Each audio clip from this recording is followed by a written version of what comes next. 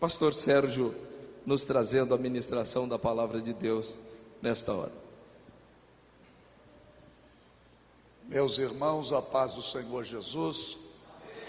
Vamos abrir a Bíblia, a palavra de Deus, em Atos dos Apóstolos, no capítulo 1.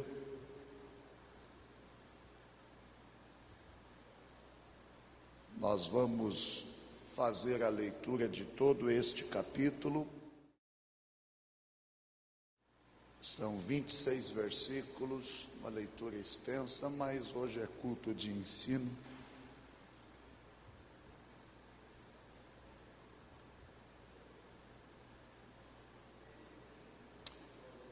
Atos dos Apóstolos, capítulo 1.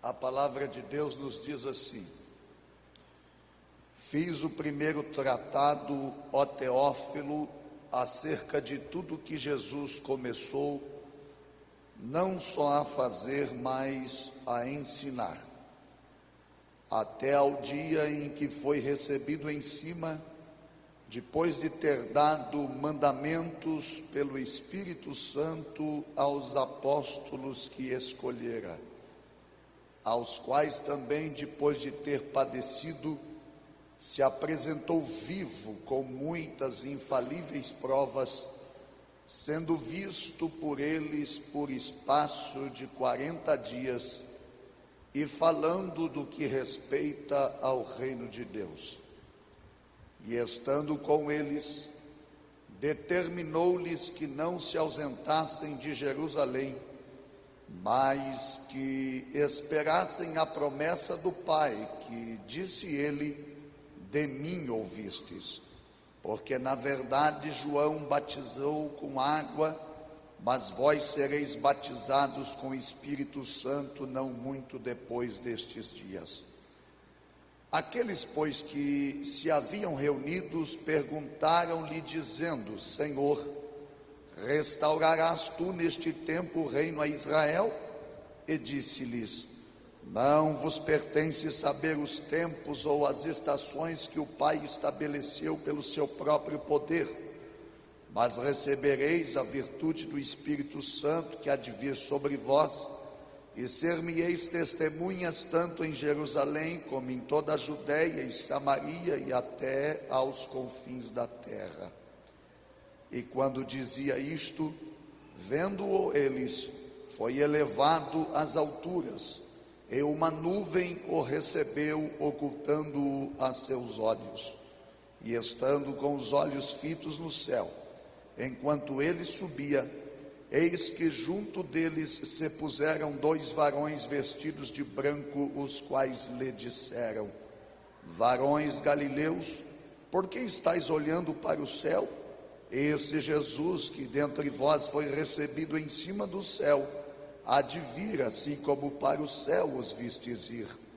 Então voltaram para Jerusalém, do monte chamado das Oliveiras, o qual está perto de Jerusalém, à distância do caminho de um sábado. E entrando, subiram ao cenáculo onde habitavam Pedro e Tiago, João e André, Filipe e Tomé, Bartolomeu e Mateus, Tiago filho de Alfeu, Simão o Zelote e Judas filho de Tiago. Todos estes perseveravam unanimemente em oração e súplicas com as mulheres e Maria, mãe de Jesus, e com os seus irmãos. E naqueles dias, levantando-se Pedro no meio dos discípulos, ora, a multidão junta era de quase 120 pessoas, disse: varões irmãos, convinha que se cumprisse a escritura que o Espírito Santo predisse pela boca de Davi acerca de Judas, que foi o guia daqueles que prenderam a Jesus, porque foi contado conosco e alcançou sorte neste ministério. Ora, este adquiriu um campo com o galardão da iniquidade, e precipitando-se, rebentou pelo meio, e todas as suas entranhas se derramaram. E foi notório a todos os que habitam em Jerusalém, de maneira que na sua própria língua esse campo se chama Aceldama, isto é, campo de sangue. Porque no livro dos Salmos está escrito: fique deserta a sua habitação, e não haja quem nela habite, e tome outro o seu bispado. É necessário, pois, que dos varões que conviveram conosco todo o tempo em que o Senhor Jesus entrou e saiu dentre nós, começando desde o batismo de João, até ao dia em que dentre nós foi recebido em cima, um deles se faça conosco testemunha da sua ressurreição. E apresentaram dois, José, chamado Barsabás, que tinha por sobrenome o Justo, e Matias. E orando disseram: tu, Senhor, conhecedor do coração de todos, mostra qual destes dois tens escolhido, para que tome parte neste ministério e apostolado, de que Judas se desviou para ir para o seu próprio lugar. E lançando-lhes sortes, caiu a sorte sobre Matias, e por voto comum foi contado com os 11 apóstolos. Amém. Estejam assentados. Nós também queremos saudar os nossos irmãos que estão sintonizados pela Suprema e nos dão o prazer de participarem conosco do culto, ainda que à distância, crendo que certamente em Cristo Jesus serão igualmente edificados. Que Deus possa abençoar a todos. Meus irmãos, o livro de Atos dos Apóstolos é chamado de a dobradiça do Novo Testamento. Ele fecha os evangelhos e abre as epístolas. Um escritor por nome William Barclay, ele descreve, considera este livro como um dos mais importantes livros do Novo Testamento. João Calvino, um grande teólogo do século passado, chamou Atos dos Apóstolos de um grande tesouro. E David Martin Lloyd Jones, um pastor inglês na cidade de Londres, dizia que Atos dos Apóstolos é o mais lírico de todos os livros da Bíblia Sagrada. O livro de Atos, ele se constitui numa segunda parte, cujo primeiro volume é o Evangelho de Lucas. Lucas tem por objetivo, em sua dupla obra, oferecer um relato ordenado e detalhado das origens cristãs. Se fôssemos sintetizar Atos dos Apóstolos em 3 palavras, elas descreveriam, ou sintetizando Atos dos Apóstolos em algumas palavras, 3 delas seriam suficientes para resumir este livro. Nós falaríamos que Atos dos Apóstolos fala da ascensão, fala da descida e fala da expansão. A ascensão de Cristo, a descida do Espírito Santo, que por sua vez coopera com a expansão do Evangelho no decorrer de todo esse livro magnífico. O livro de Atos, ele também pode ser dividido em 3 partes muito bem distintas. Nos primeiros 7 capítulos, nós poderíamos tematizá-lo como a expansão da igreja em Jerusalém. Do capítulo 8 ao capítulo de número 12, sobre a expansão da igreja na Judeia e em Samaria. E do capítulo 13 até o capítulo 28, a expansão da igreja até aos confins da terra. É desta forma que se divide o livro de Atos dos Apóstolos. Boa parte deste livro é narrado por Lucas como sendo ou como tendo testemunhado in loco aquilo da qual ele está falando. Em boa parte da narrativa, ele é participante dos atos e dos registros históricos que ele faz questão de anotar para este amigo Teófilo, um grego que certamente Lucas está evangelizando.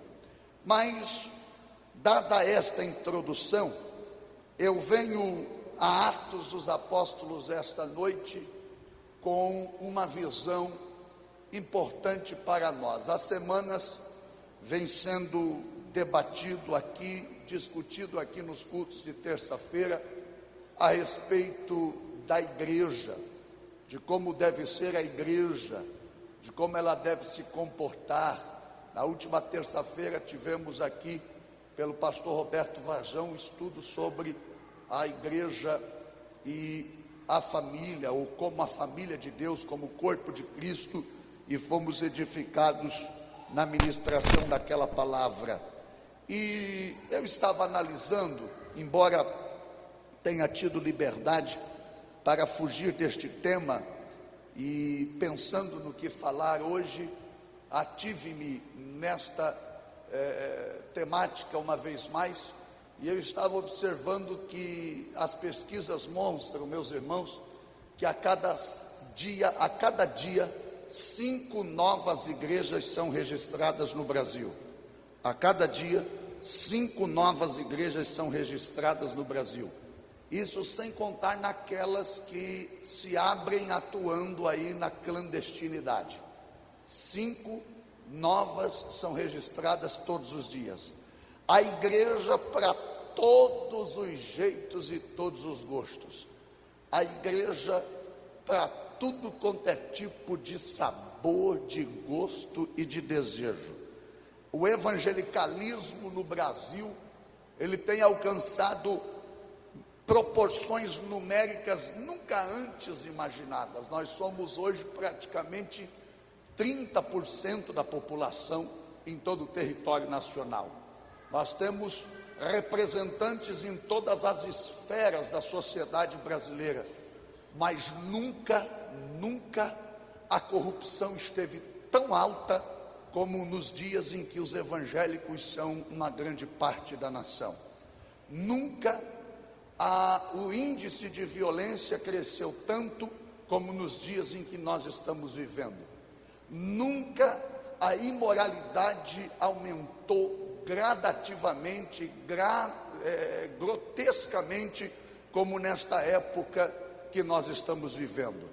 Se somos uma boa fatia da população e vendo esta grande proporção evangélica no país, a pergunta que não quer calar é: que referencial a igreja tem sido para a sociedade? Que influência a igreja tem exercido? O que a igreja tem feito para salgar aquele ambiente onde ela está exercendo a sua função, onde ela está inserida? E lamentavelmente a resposta para estas perguntas é que praticamente nenhuma influência, nenhuma referência, nenhuma mudança, nenhuma transformação a igreja tem exercido. Aí, diante deste triste quadro, surge-nos uma outra pergunta. Então, pastor, diante de todos estas igrejas que surgem, diante de todo este alto crescimento do número de evangélicos no país, diante de tantas igrejas se acotovelarem, basta a gente entrar nos bairros mais simples da cidade e percebemos que em cada esquina tem 2, 3, 4 igrejas. O que está faltando? Quais são as marcas da verdadeira igreja? Como saber se uma igreja é certa? Como saber se uma igreja é correta? É aí que entra Atos dos Apóstolos. É aí que entra este livro especial. Ele é um manual da igreja. ele é o registro histórico primário de como viviam os nossos primeiros irmãos da fé. E aguçado por este tema que o pastor Nelson está desenvolvendo aqui às terças-feiras, e nós cooperando com ele aqui, fui instigado em meu espírito para fazer uma análise do livro de Atos dos Apóstolos, e comecei a descobrir cada capítulo uma mensagem especial, e gostaria de hoje falar no capítulo 1 sobre as marcas da verdadeira igreja. Nos outros capítulos que se seguem, nós poderíamos continuar falando dias aqui. Todos eles vão apresentar marcas de uma verdadeira igreja. Mas eu quero principiar por este capítulo 1. Quais são as marcas que uma verdadeira igreja demonstra? Não importa se ela é Assembleia de Deus ou Batista, não me importa se ela é presbiteriana ou do Evangelho Quadrangular, não me importa se ela é de Deus no Brasil ou é do Brasil para Deus, não me importa qual seja a sua nomenclatura e o que está escrito na sua placa, se ela não tiver as marcas registradas no livro de Atos dos Apóstolos, ela não pode ser considerada uma igreja verdadeira. E obviamente nós não vamos olhar para este capítulo hoje com uma luneta tentando achar o erro das outras denominações. Nós vamos olhar para este livro e para este capítulo em especial com uma lupa, tentando achar aonde nós estamos falhando, aonde nós estamos errando, para que possamos adquirir estas marcas em Cristo e nos tornarmos uma verdadeira igreja para o louvor e a glória do precioso nome de Jesus. Eu começo lhes dizendo que a primeira marca que o capítulo 1, para quem quer tomar nota e escrever aí, a primeira marca que a verdadeira igreja possui, que ela está aí em Atos dos Apóstolos, no capítulo 1, é que a verdadeira igreja é guiada pelo Espírito Santo.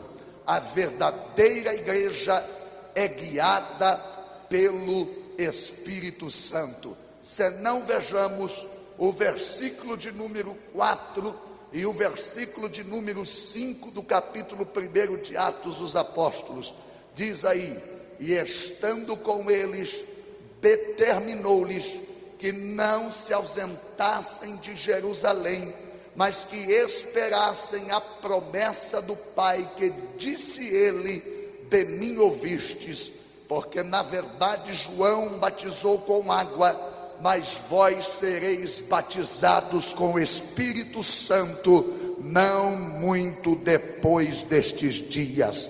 Sem o agir do Espírito Santo, ninguém faz nada em prol do reino de Deus. Sem a presença do Espírito Santo, igreja não é igreja, é clube social. Sem a presença do Espírito Santo, igreja não é igreja, é associação de amigos. Sem a presença do Espírito Santo, nós viramos aqui apenas mais um espetáculo circense do que um culto de adoração ao verdadeiro Deus, ao verdadeiro Senhor de nossas vidas. Portanto, com a autoridade da palavra que pousa sobre a minha vida nesta noite, eu ouso afirmar com convicção que a verdadeira igreja é aquela que é guiada pelo Espírito Santo. Ela não é guiada por programas humanos, ela não é guiada por metodologias humanas, ela não é guiada por vontade humana. A verdadeira igreja, ela é guiada pelo Espírito Santo de Deus.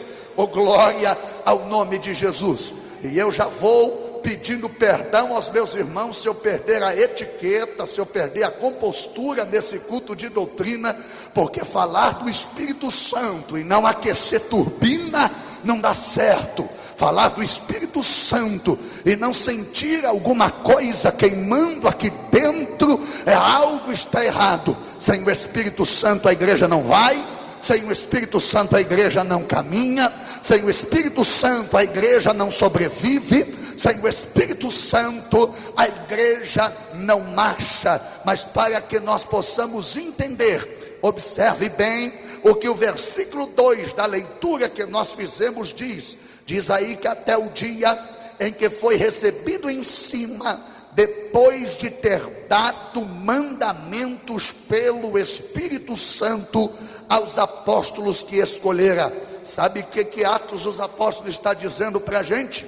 É que o Espírito Santo instrui a igreja, o Espírito Santo ensina a igreja, o Espírito Santo fala à igreja, através do dom da palavra do conhecimento, através do dom da palavra da sabedoria, e através do dom ministerial do mestre. O Espírito Santo instrui, ensina, exorta, edifica a igreja, para que ela possa vencer as batalhas da vida e glorificar o nome de Jesus Cristo. Uma outra coisa interessante é que o Senhor Jesus, no versículo de número 8, diz que recebereis sobre vós a virtude do Espírito Santo, que há de vir sobre vocês. Sabe o que ele está dizendo?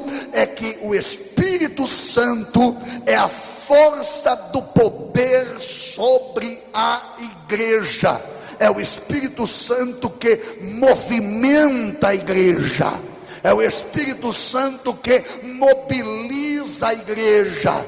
A igreja não trabalha pelo poder do intelecto, pelo poder da vontade, nem pela questão da eloquência humana. Assim, o Espírito Santo precisa ser derramado para agir na igreja, dentro da igreja e através da igreja. Toda força motivadora e toda força motriz da igreja é gerada pelo poder do Espírito Santo. Almas se converte, poder do Espírito Santo. Sinais e maravilhas se fazem confirmando a palavra, poder do Espírito Santo. Multidões se prostram diante do Senhor, poder do Espírito Santo.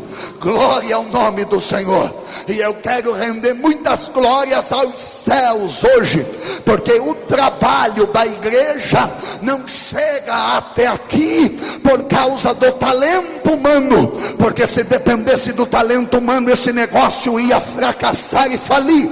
Mas graças a Deus que o trabalho da igreja segue em marcha triunfante. E como diz o poeta, ninguém detém esta obra, porque a obra é santa, é por causa do poder do Espírito Santo. Quem pode dar glória ao nome de Jesus Cristo de Nazaré? A verdadeira igreja é guiada pelo Espírito Santo. Agora, olha que coisa linda. O evangelista João é o evangelista que mais falou sobre o Espírito Santo no seu evangelho.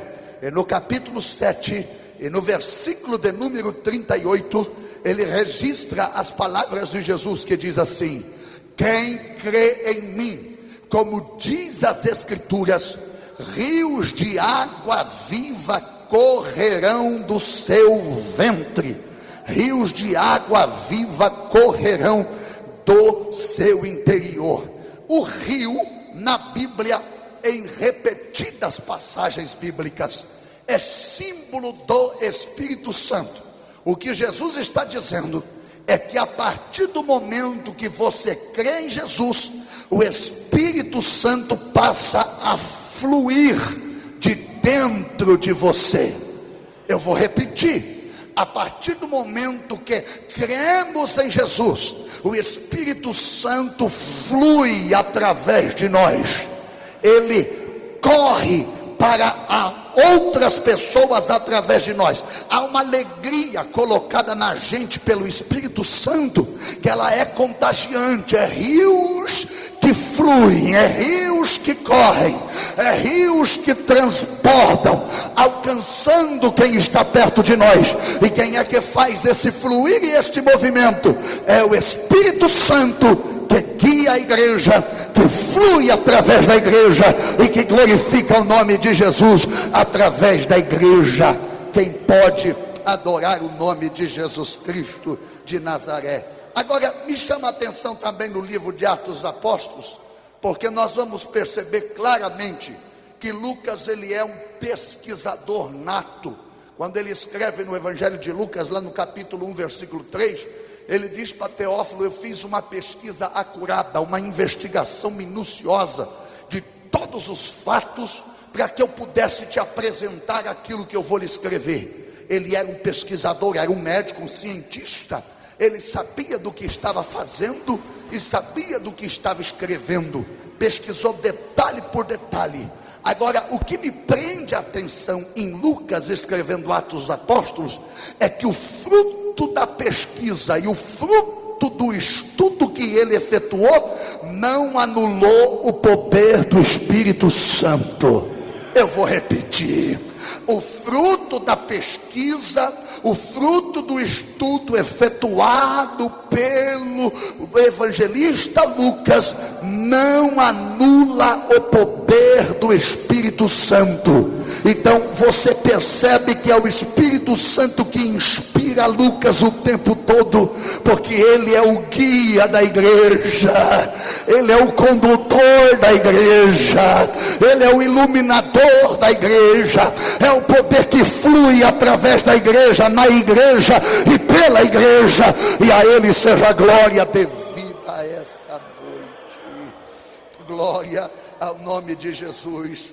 Glória ao nome de Jesus. É por isso que Paulo, quando vai escrever uma de suas cartas, e me foge a memória agora a qual igreja que ele está escrevendo, mas ele vai dizer: quando eu fui ter com vocês, muito embora eu pudesse, porque sou filósofo, sou várias coisas, pudesse ir em demonstração de sabedoria e em palavras persuasivas, eu não o fiz, porque eu fui até vocês em demonstração de espírito e em poder. Sermões bem elaborados não substituem a eficácia do Espírito Santo. Mensagens bem feitas e pesquisadas jamais substituem o poder do Espírito Santo que flui pela igreja e através da igreja.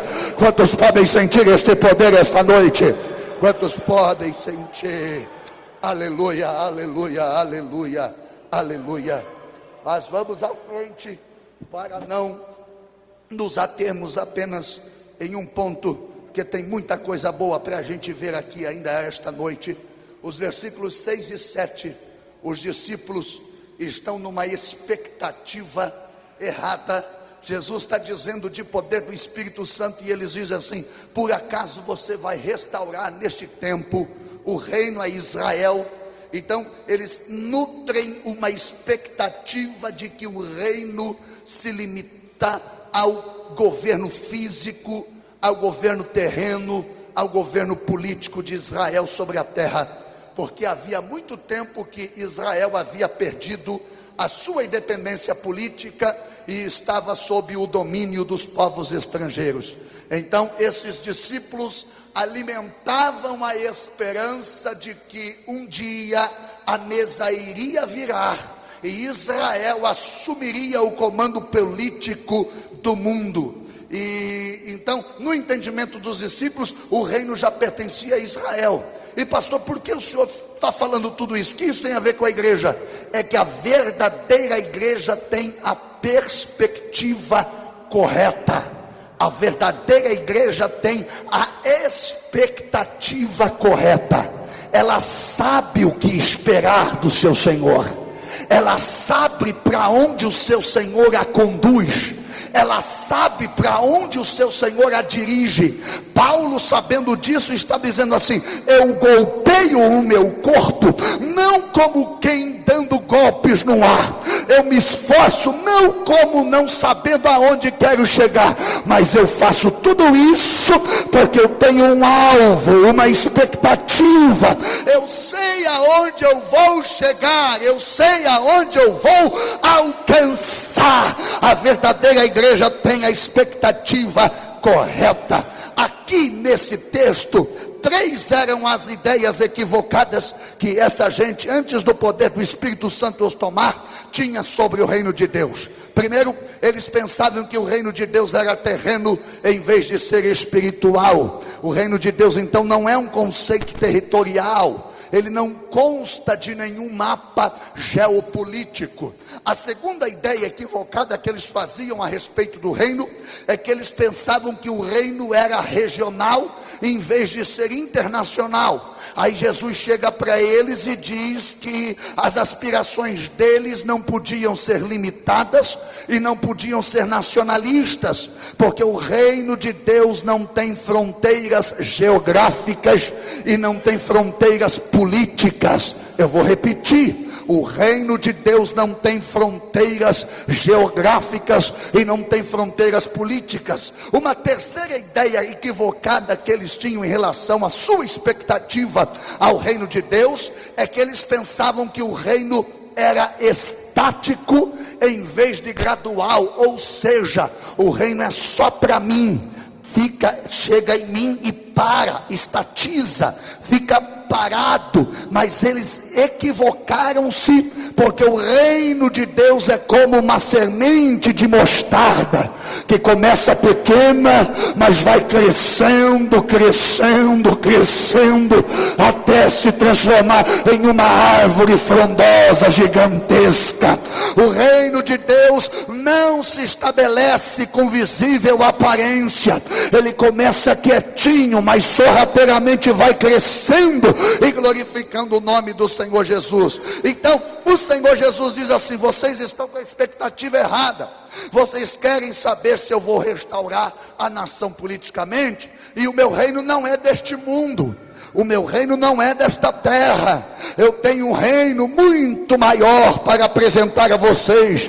Aí Paulo, corroborando com essa ideia, vem explicar para a gente que se a gente esperar de Cristo apenas nessa vida, nós nos tornamos os mais miseráveis do homem. Toda igreja que prega sucesso financeiro e não prega vida eterna é igreja que não tem a expectativa correta. Toda igreja que está ensinando você a enriquecer, mas não fala do evangelho genuíno de um reino de Deus eterno nos céus com Cristo, é uma igreja que está equivocada quanto à sua expectativa. Nós não estamos esperando por Jesus aqui nesta vida. Nós sabemos que a vida aqui é efêmera, vazia e passageira. Breve o céu se abrirá, as nuvens do céu Jesus voltará, e nós subiremos para a glória, para a glória, para a glória. Essa é a nossa expectativa e esperança. Só quem crê no arrebatamento, só quem crê no arrebatamento. Aleluia, aleluia, aleluia, aleluia. Aí Jesus diz o seguinte: gente, vocês estão esperando nesse reino, nessa vida, e vocês estão querendo descobrir coisas que não é para vocês descobrir. Vocês querem saber tempos e estações. Gente, deixa eu dizer um par de verdades aqui hoje à noite. Igreja não é para ficar debatendo se o dilúvio é universal ou parcial. Igreja não é para a gente ficar debatendo aqui em cultos se a criação foram eras geológicas de milhões de anos ou foram em 7 dias, como está escrito em Gênesis. A igreja não é para ficar debatendo quem são os filhos de Deus e as filhas dos homens em Gênesis. A igreja não é para ficar infundando-se em discussões teológicas e bibliológicas. Jesus disse aqui: vocês não precisam ficar discutindo tempos e estações. Quando a gente fica discutindo estas picuinhas, estas coisinhas, é sinal de que está faltando o derramamento do Espírito Santo. Aí Jesus diz assim: para que vocês não percam tempo com essas coisas, derramarei sobre vocês o meu Espírito.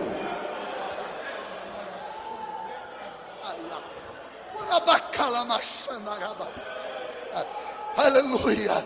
Toda hora que você encontra um crente tentando debater teologia, tentando arrumar sarna para se coçar, lançando assar, procurando achar contradição na Bíblia, pode crer que é um crente carnal, que não tem a presença do Espírito Santo. Jesus disse: para vocês não compete discutir tempos e estações. Eu vou derramar o meu Espírito e vou dar ocupação para vocês.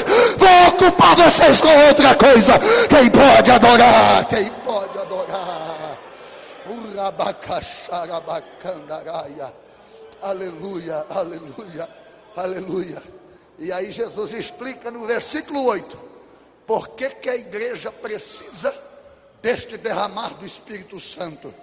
A igreja precisa do revestimento de poder para sair do campo da especulação e entrar no terreno da ação, porque os discípulos estavam perdendo o foco.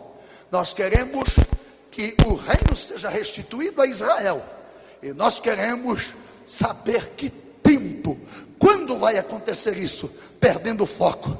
Queriam investigar o que não lhes competia, enquanto deveriam ser capacitados para fazerem o que lhes fora ordenado. Recebereis o meu Espírito para ser testemunhas do meu nome, testemunhas do meu Evangelho. Para que a igreja precisa do derramamento do Espírito Santo, pastor? É para pular, rodopiar, babar pelos cantos da boca e cair no chão? Não, isso nunca foi avivamento e nunca será. Para que a igreja precisa do poder do Espírito Santo? Para perdoar aqueles que lhes ofendem. Pastor, como é que pode isto? Onde está escrito em Atos 1:8 isso? Porque diz aí, pastor Wander: recebereis poder, pastor Viana, e ser-me-eis testemunha, tanto em Jerusalém como na Judeia. Até na Judeia tá bom, eu prego, mas aí Jesus acrescenta: e a Samaria? A Samaria tinha uma intriga com os judeus há mais de 300 anos, mas Jesus disse: eu vou derramar poder, e o meu poder vai fazer vocês perdoar samaritano e entrar lá para pregar o Evangelho. Segura na sombra da tua cruz, Jesus, este servo, porque eu vou dizer, escondido pelo sangue de Jesus Cristo, todo crente que ainda não experimentou a graça de perdoar, é porque está faltando mais do Espírito Santo na vida dele. Esta noite seja cheio e comece a perdoar.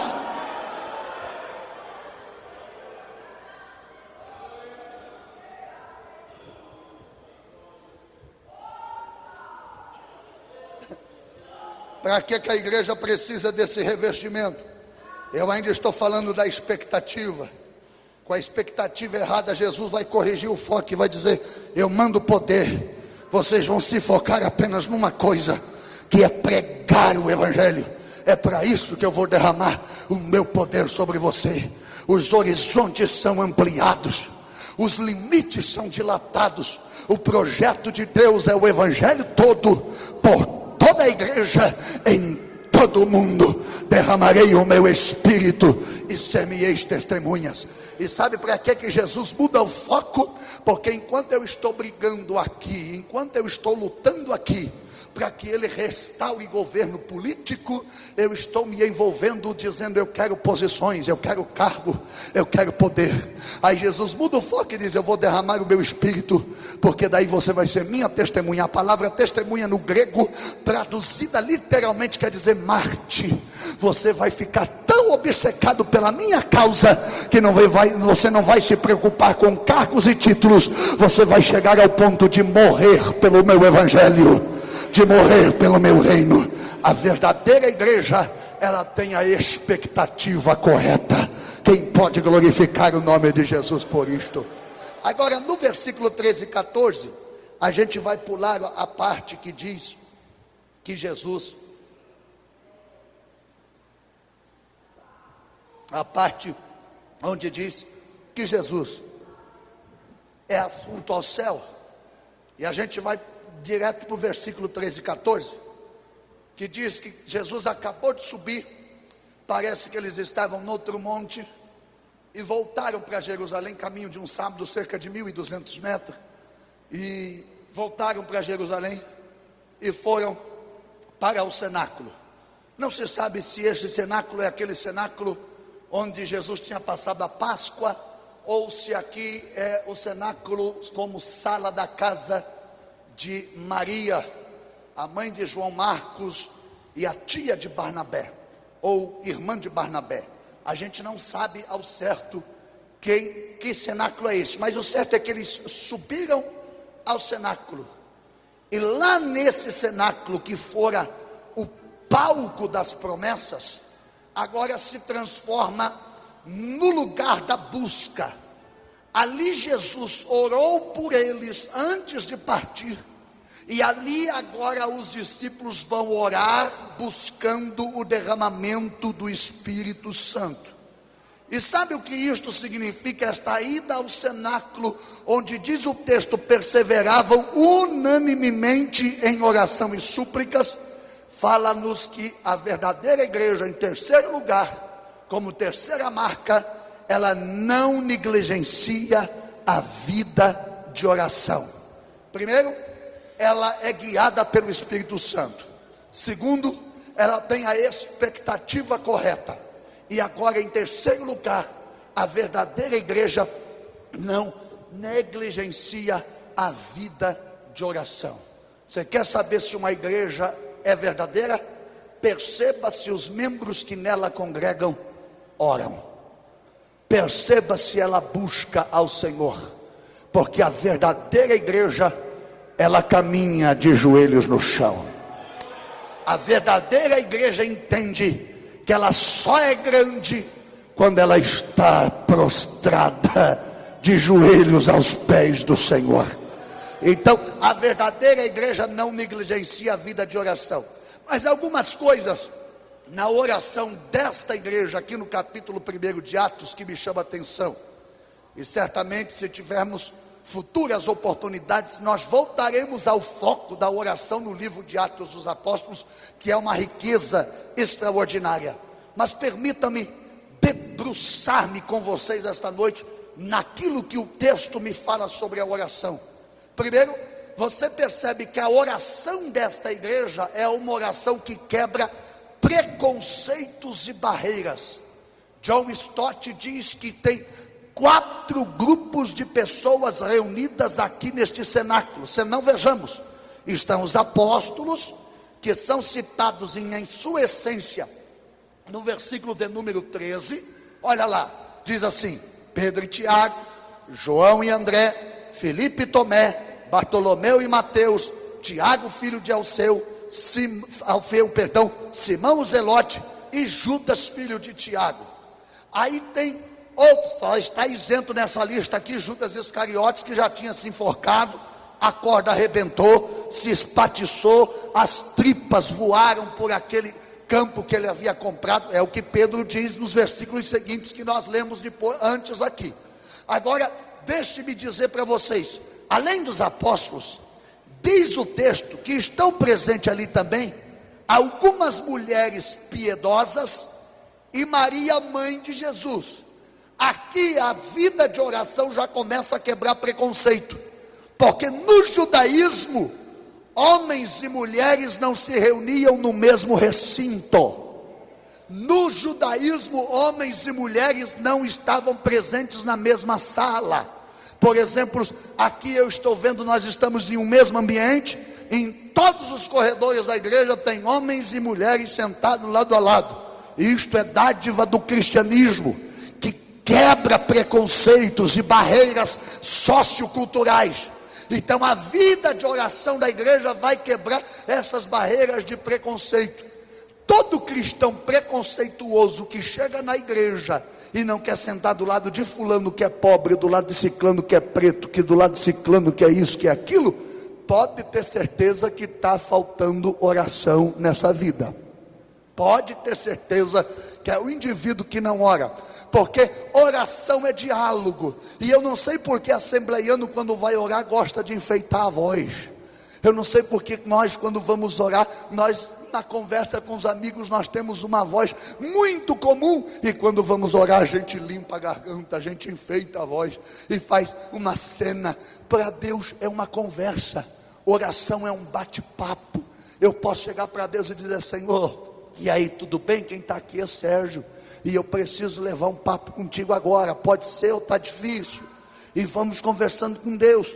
E a ciência prova que quanto mais tempo eu converso com uma pessoa, muito mais parecida com ela eu vou ficando nas minhas atitudes. Então, se o indivíduo diz que ora, mas não ama, diz que ora, mas tem preconceitos em relação a determinados grupos de pessoas, diz que ora, mas algumas barreiras ainda não estão quebradas, ele ainda não ora o suficiente para ser parecido com Jesus, porque a oração quebra barreiras, quebra preconceitos. Quem pode glorificar ao nome do Senhor por isso? Estavam ali também os irmãos de Jesus e outros discípulos, que são os 4 grupos distintos de pessoas reunidas ali. Agora, observe comigo, para a gente começar a concluir a ministração desta noite, que a oração deles tinha 2 características principais. O versículo 14 diz o seguinte: eles perseveravam unanimemente. Eles perseveravam e eram unânimes. Eles não apenas oravam, eles eram unânimes e perseveravam. Isso me prende a atenção, porque a palavra unânime aqui neste texto vem do grego ormotimadon, que significa os que se reúnem no mesmo lugar para fazer a mesma coisa, que concordam quanto àquilo que vão fazer. Nenhum dos 120 ali estavam fazendo pedidos diferentes, eles estavam unânimes no mesmo pedido, numa mesma intercessão. Eu vejo frequentemente nos cultos e fico observando que nós vamos orar por um pedido, pela intercessão. Por exemplo, nós levantamos um clamor aqui no início pela vida do pastor Nelson, mas se fôssemos ouvir a oração da maioria, nem todos estavam orando no mesmo propósito aqui apresentado pelo pastor. Muitas vezes o dirigente do culto apresenta um propósito de oração e chama um obreiro para orar, ele vem e ora totalmente distoante. Nesta igreja não tinha este som diferente, eles eram unânimes. Nós vamos orar, o que vamos pedir? Senhor, manda-nos o teu poder.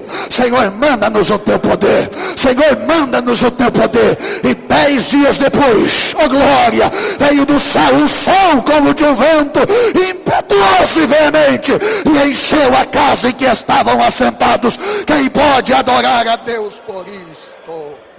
Aleluia. Olha, o texto diz que além da oração ser unânime no mesmo foco, no mesmo objetivo, era uma oração perseverante. Eles não desistiram. No grego, a palavra perseverante é você persistir de maneira obstinada, é você ficar obcecado por algo, e alguém chegar e dizer: levanta, porque já deu, está muito tempo aí, você está pedindo a mesma coisa há muito tempo.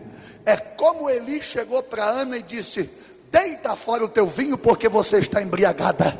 Ela disse: não, eu estou obcecada, eu quero um filho, a minha alma está angustiada, e Deus vai me dar este filho. Perseverar na oração é não desistir de clamar. Eu só vou parar quando a resposta chegar na minha mão. A verdadeira igreja não negligencia a vida de oração.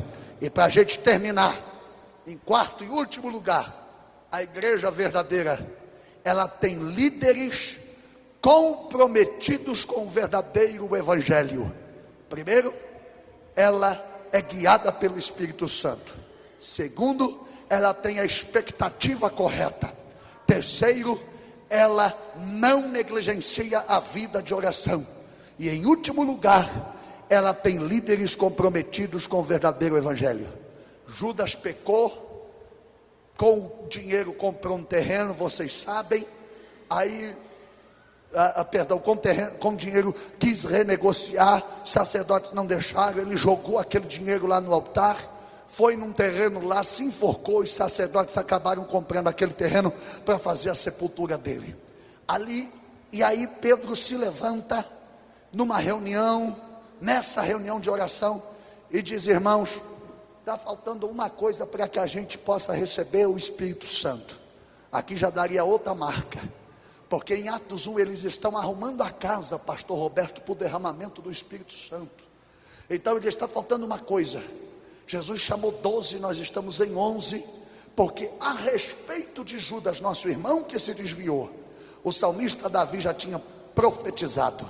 E aí ele cita o Salmo de número 69, onde retrata tudo o que aconteceu com Judas Iscariotes, e cita aí o Salmo de número 107, onde ele vai revelar como que deve se dar a substituição de Judas, porque já está profetizado por Davi. E ele diz o seguinte: só tem uma coisa, gente, olha o versículo 21 e 22, é necessário que o novo obreiro que nós vamos escolher tenha convivido conosco todo o tempo que o Senhor Jesus entrou e saiu de dentro de nós. Não pode ser um novato, não pode ser alguém que cai de paraquedas, que chega ontem na igreja e já vamos conduzindo ele ao púlpito sem nenhum preparo.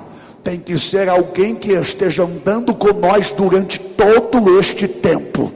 E aí ele continua dizendo: e que ele possa ter visto tudo desde o batismo de João até o dia em que o Senhor Jesus foi recebido, e que ele se faça conosco testemunha da sua ressurreição.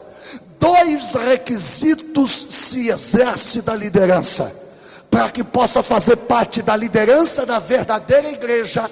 Estes homens têm que ter experiência com Cristo vivo. Eu vou repetir: qualquer pessoa que desenvolver uma liderança na verdadeira igreja, em primeiro lugar, ele precisa ter experiência com Cristo vivo. Qual é a tua experiência com o Cristo? A segunda é que ele precisa conhecer o propósito do ministério e da sua liderança. Pedro diz assim, irmão Miranda: ele vai se fazer conosco testemunha da ressurreição. Ministério não é para dar testemunho das minhas habilidades, é para testemunhar da ressurreição. É para testemunhar do que não, faltou glória para Jesus, mas tudo bem. É para testemunhar do Cristo da cruz, que morreu, mas ressuscitou.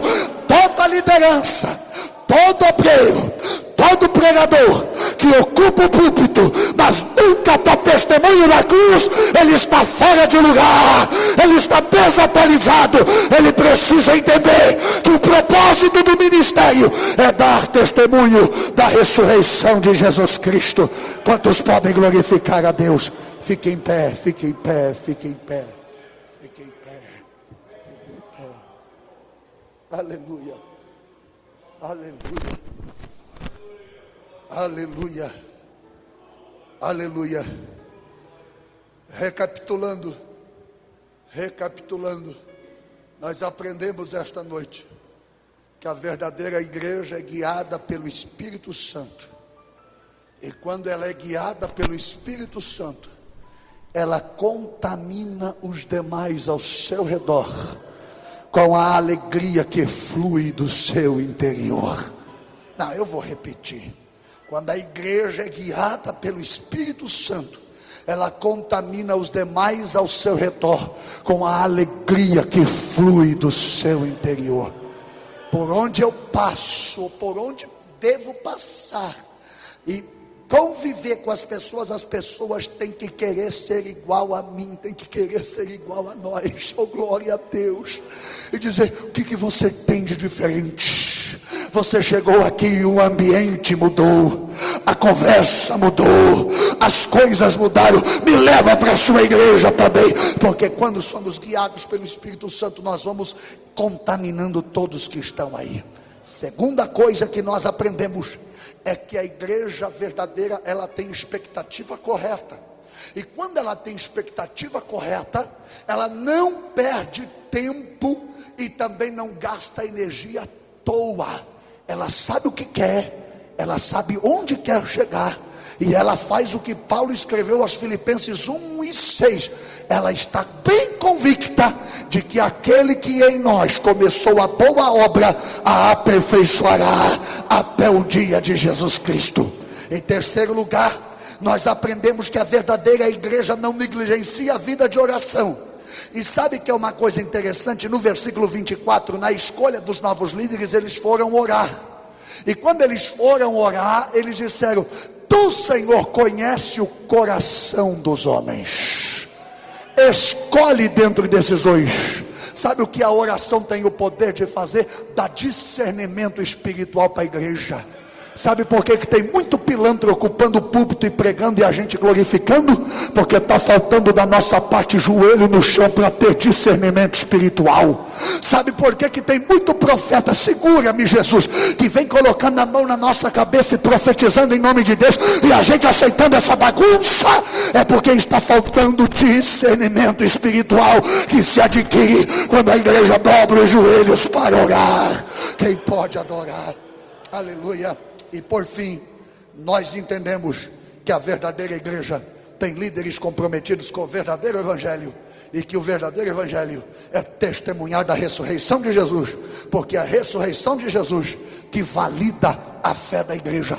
Paulo disse: se ele não ressuscitou, é vã a nossa fé. Mas ele continua no versículo seguinte: mas graças a Deus que ao terceiro dia ele ressurgiu dentre os mortos, e vivo está à destra de Deus Pai. Que Deus abençoe a todos em nome de Jesus.